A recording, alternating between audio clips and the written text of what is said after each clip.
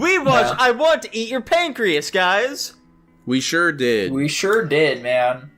I watched this one with my mom. What? Ooh, that's crazy. That's Did it an make her cry? interesting choice. I definitely want to hear more about that later. But first, Jackson, can you kind of give us a rundown of this film here real quick?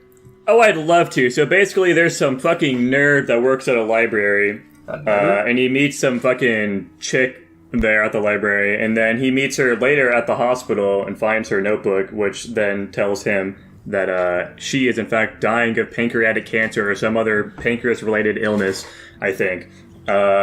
And then they basically just go on this long adventure of becoming friends, getting used to each other. There's a fucking scene where they're at her house, and she's been like teasing him the whole movie.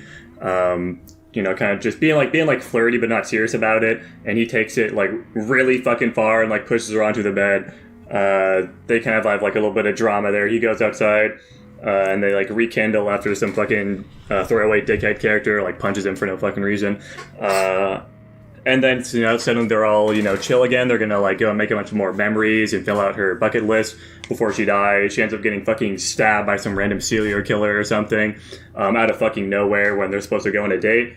And then the guy is just really sad. And he goes and, like, talks to her mom, reads her diary, you know, sees a bit more about, like, her side of the story. She wrote a little note for him at the end, and then he just goes and lives his life.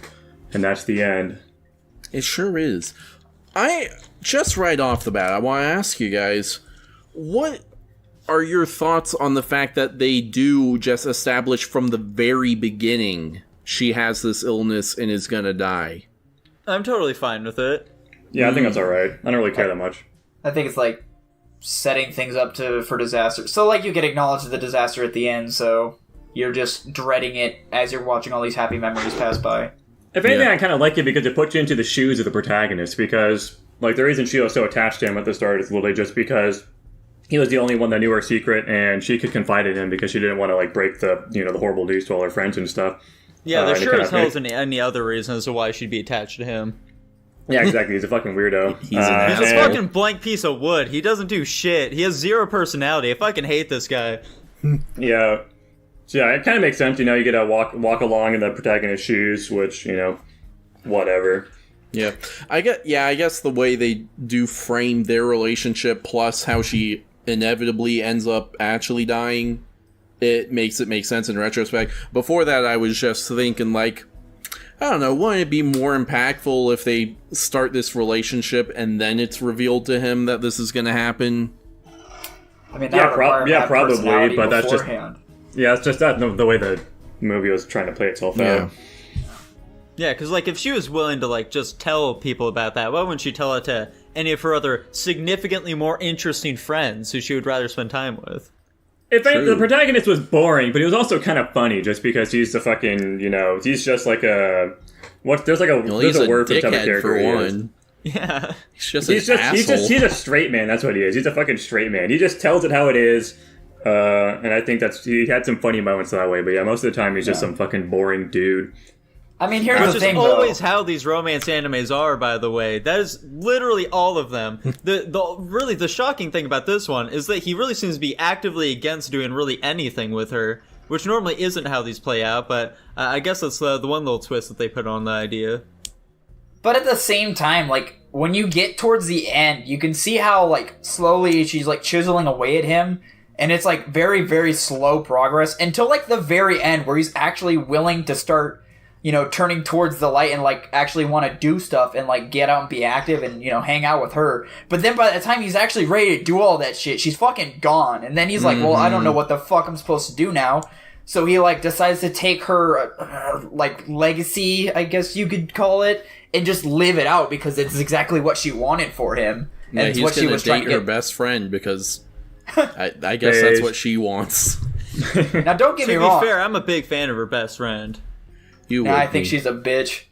Now, That's don't get why me I'm wrong. a big fan of her, Dylan. In I think the anime best friend was form, if pretty she were a real understandable. person, I'd hate her, but... Best friend's understandable, honestly. I mean, it's some... Like, this is her best friend, right? And she's hanging out with some random fucking weirdo guy from her perspective without giving her, like, any information about this relationship. Just, like, and she's like, yeah, no, there's nothing. And then, like, the next time he sees her, she's out of, like, a fucking cutesy date, it looks like, with them at like a fucking sweet shop, I'd be freaking out too. I'd be like, what the fuck are you doing, you dumbass? Why aren't you telling me anything about what's going on? I would be pissed too. I'd be like, this guy's like, what the fuck's this guy doing? Now, hold on a a little second. confused. Are you saying you'd be pissed? Like, hypothetically, if we just recreate that scenario and it's like Nico and you catch him in a sweet shop with some girl, you'd be pissed? Or are you saying that if you were a girl... These are high school girls, man. You know, this is some unassuming high school girl messing with some fucking dude. We're us from guys, I don't think, have the same perspective as them. Right, I'm just making sure that, I just wanted to clarify if you're saying you're putting yourself in the role of a female. If I went to McBee's ice cream shop and I saw Nico sitting down with a random girl I didn't know, I would drop everything I'm holding and fall onto my knees and cry because I just lost him. Yeah, I was gonna say that your reaction here sounded a bit shocking, considering just the other day I asked you how you would feel about Blakey getting picked up at a gay bar by a bunch of very strong and powerful gay men and just going back to their place entirely, unsuspectingly, thinking that they're just gonna play Mario Kart or something, and you just didn't care. You said it's his life, let him live the way he wants to. Boys will be boys. Listen, man, I'm a very different person than the friend. I'm just saying I understand her perspective. Yeah, of course. I'm not saying I agree with it. Now, I feel like the real test of whether this movie was successful in what it was trying to do was, did it manage to get you guys to cry, to tear up, did it hit you in the feels at any point? No, Yes. not at all. So the big thing for me with this film, Tanner, is that initially for the first half or so, it's a very generic sort of a romance anime bullshit movie or whatever. This whole trope of oh, this character is gonna die, it's very common in a lot of these sorts of fucking romance films. But then about halfway through, it takes a big turn with him trying to fucking rape her, okay? Listen. and then that completely just sullies everything that happens afterward. So they never address it ever again. It just happens. And she's like, whatever.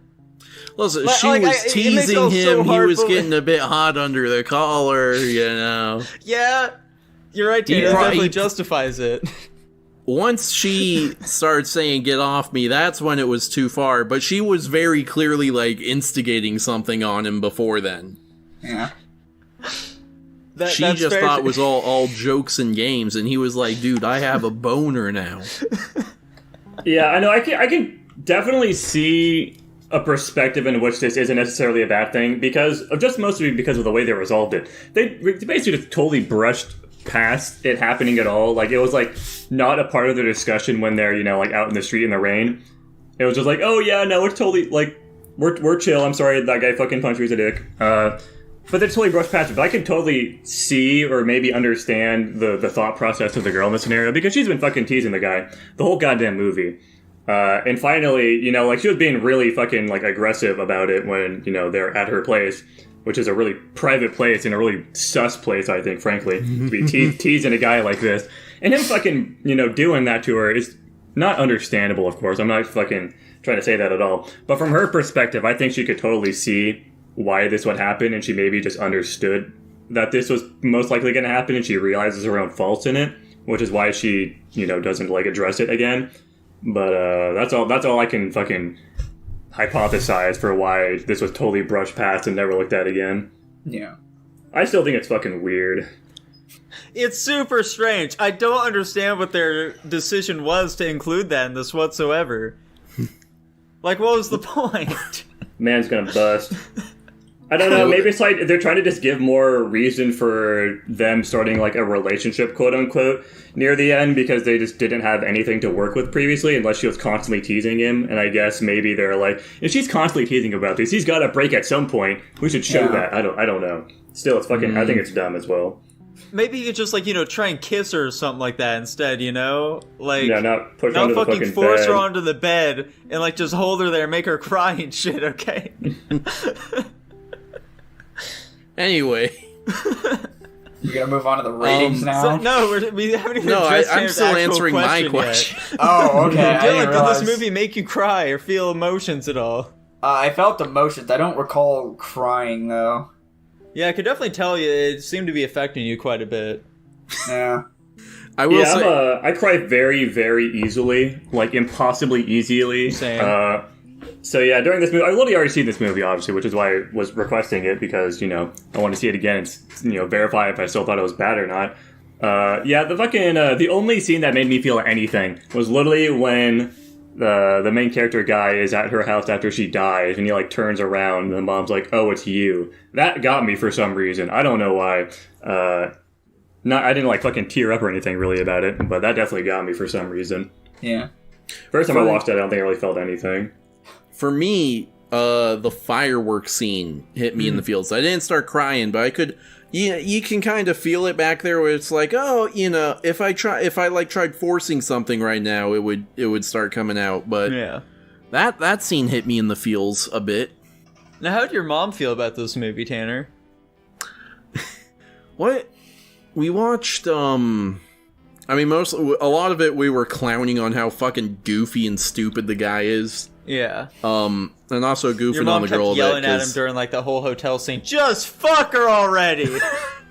God, no. Bone. Come on, she wants it. But yeah, we watched that movie. What else? Oh no, I'm thinking of, we watched this, and then the very next day we watched The Mist, and we were like, man, these movies are both massive bummers. Just one after the other. You're not wrong. But I think I think her exact words were, "It's pretty good for one of those anime movies." Oh my god. Okay. Insane. This sounds about So right. pretty Did high it make her marks. cry?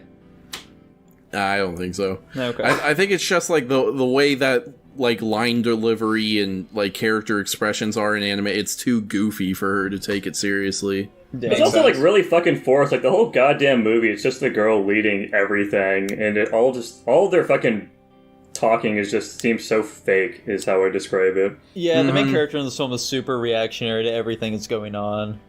He doesn't really feel like he bleeds any of the events throughout the film. Well, because he doesn't. He's so reactionary. He's actually the guy that assassinated Shinzo Abe. Yes, sir. Alright, so what other notes do you have for this film, Tanner? Was that about it? Do we hit everything, you think? What did we all think about the way she died? It was Fucking stupid. as fuck. Dude, that was fucked up. I didn't like that at all. I hated that so Has much. next to no sort of like build up to it whatsoever, which may Yeah, have they- been the point, you know? Who I think Yeah. narratively it works, and it kind of makes sense and sort of drives some of their messages home of like, oh, well, yeah, she knows how long she has left, but like we all can just die at any moment, so you might as well like capture life to its fullest and that kind of shit. Yeah, she said But- that like 2 or 3 times in the movie. Like, we're Yeah. all gonna die someday. You could die like tomorrow. You never know. Yeah. But I didn't like seeing that shit. No, It it's was- stupid. Yeah. The way he fucking broke down, like falling onto the stairs, actually, I think was pretty well done. Like his reaction to seeing that happen so Yeah. suddenly. Yeah. That was I'll give him- well I'll give him done, I credit. agree. Yeah, because his parents didn't know anything either. Like, they didn't know that They're he like, what- was You have a involved with- girlfriend? Like, they And thought, but she's he never dead? confirmed anything. Yeah. And I really thought the parents would have put 2 and 2 together at that moment, but they really just didn't get it at all. He was giving him no comms. Yeah. Nothing. So, you know. Alright, well, fantastic, boys. As far as ratings go, though, Yeah. Jackson, how do you think you'd feel about this movie now that you've watched it twice? You know, has it really changed your opinion on it? Did you think it was better this second time around than your initial viewing? I definitely thought more deeply about it this time than the first time. The first time I watched it, I was kind of just like zoning out, like, "Whoa, this is a fucking movie. That's crazy." But I still don't think it was really anything special. I think the animation was pretty well done, but the story was fucking retarded, and I don't like the characters at all. So this is honestly kind of a hard one to rank, to be honest. My lower tier, like D and C picks, are kind of rough to put stuff in, because I don't think it's as bad as fucking Maniac, for example. I'd probably give like a C minus, which sounds even like a little generous from how I've been describing it. But yeah, I think I'll go C minus. It's a Okay. below average film. Okay. That's crazy. Yeah. So Dylan, what are you crazy giving that, it? Tanner, how do you think you would rate Oh, it? okay. I'm gonna give it an A+. I thought it was very good. Jesus. It did actually manage to hit me in the feels, but it didn't have that little anything like that really pushed it over the edge for me, you know? Fair. Fuck, this is really hard for me as well. Because right now, I'm in a similar position as Jackson. It's really floating between fucking D+ and C- for me. I don't know which one it belongs in, though, honestly. Here, let me look at what you already have in those spots. Yeah, because, like, I've got like, Fritz the Cat in C-, Sky High, Surf's Up, House of Wax. Surely you like this more than Pick of Destiny. Yeah, I think I do. I think I'll give it a C- as well. Dylan, how are you feeling about it, though? Yeah, the movie was kind of slow-paced. Regardless of the change the main character got at the end, he was still kind of boring and irritating throughout the entire movie. I really hated the twist ending at the end of it all. But I still really enjoyed the plot. I liked the idea that she was slowly changing him and everything. I liked the ending, like the very end after the murder. So I think I'm going to stick this movie at an A. An A, okay. This is an incredibly split ranking here. This is putting us right at a B. I was getting a little worried because you started, like, even Jackson was like, I don't know if I should put it in D or C. I was like, ah, shit, I have it all the way up at A. What the hell is everybody else going to pick? We all look at movies differently. I like that you guys enjoyed it at the very least. Yeah, and I mean, to be honest... to be fair, like, we're going along with popular opinion on this movie, aren't we? Yeah, no, Nico and I are definitely being contrarian here. Basically, everybody unanimously loves this movie.